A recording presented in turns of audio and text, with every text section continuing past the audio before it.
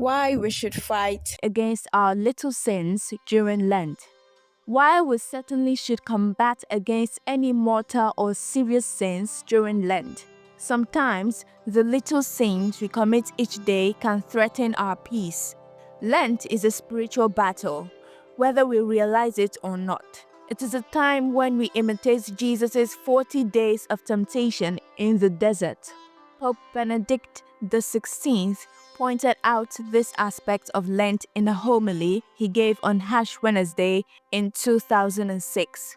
Another aspect of Lenten spirituality is what we could describe as combative, as emerges in today's collect, where the weapons of penance and the battle against evil are mentioned.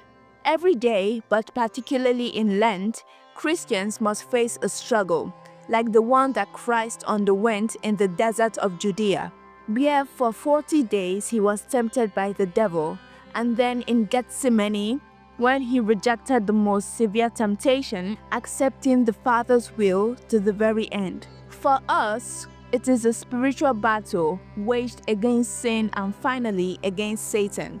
It is a struggle that involves the whole of the person and demands attentive and constant watchfulness. It is the perfect time to examine our own lives and see which sins we hold on to, whether they are big or small. Pope Benedict XVI explains that sometimes the little sins we commit deserve an equal amount of effort to eradicate. St. Augustine remarks that those who want to walk in the love of God and in His mercy cannot be content with ridding themselves of grave and mortal sins, but should do the truth, also recognizing sins that are considered less grave, and come to the light by doing worthy actions. Even less grave sins, if they are ignored, proliferate and produce death. So while we should try to eliminate our more serious sins, we shouldn't neglect the little ones that can sow the seeds of death in our spiritual lives.